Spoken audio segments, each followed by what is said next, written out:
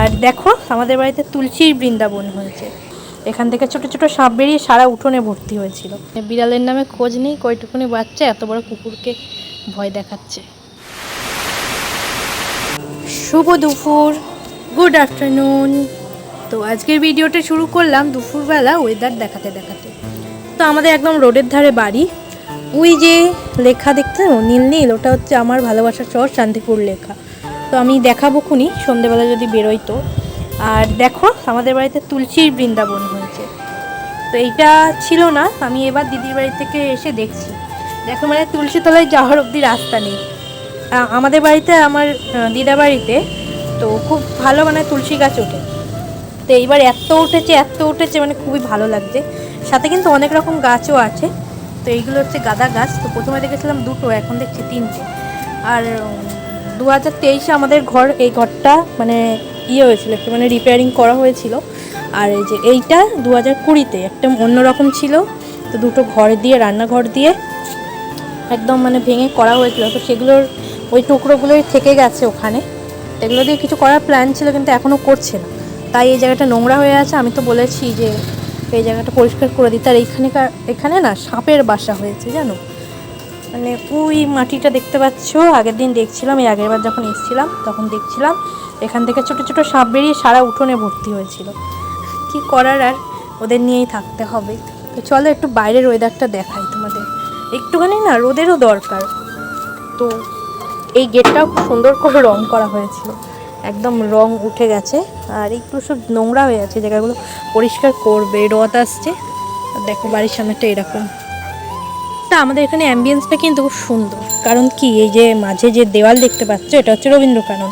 আর ওই যে পতাকা উঠছে দেখতে পাচ্ছ, ওইখানে হচ্ছে রোড। আর আমাদের এখানে আশেপাশে ফাস্টফুড, মিষ্টির দোকান, কোল্ড ড্রিঙ্ক সব আছে। আর সাথে দেখো এত বড় বড় গাছ আছে। এই গাছগুলো আমি জন্ম থেকে দেখছি, তো বুঝতে পারছো। আর ওই যে দুটো পুচকিকে দেখতে পাচ্ছ তোমরা, এই দেখো, বুঝতে পারছো কি? ও বাবা, এটা সাদা, এখানে এটা বসে আছে। আর এই যে একখানা গাড়ি যাচ্ছে, এর আওয়াজ আমার অসহ্য লাগে। এমনিতে রয়্যাল এনফিল্ড খুব ভালো লাগে, কিন্তু এই বিচ্ছিরি আওয়াজটা অসহ্য লাগে, একবারে মাথা ধরিয়ে দিয়ে যায় আমার। আমি যে কতদিন বাদে বাড়ির বাইরে এলাম ঘুরতে তার ঠিক নেই। হ্যাঁ, আমি এই বাড়িটার মধ্যেই আমি বন্দি হয়ে থাকি।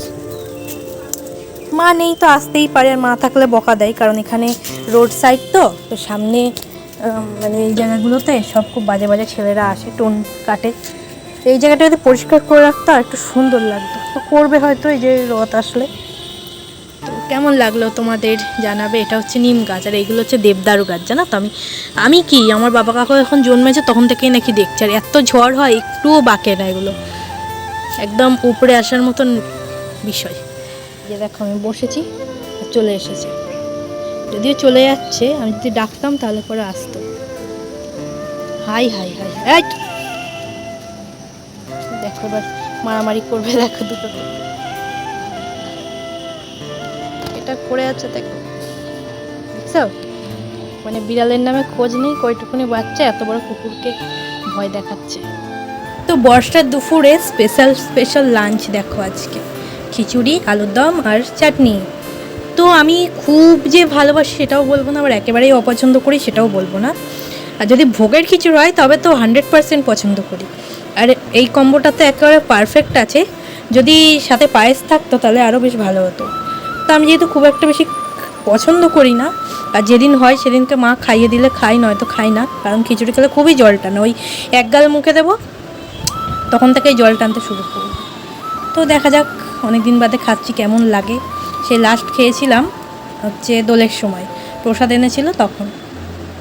বলেছিলাম বিকেলবেলা যদি বেরোই তাহলে এই আমার ভালোবাসার শহর শান্তিপুরটা ভালো করে দেখাবো।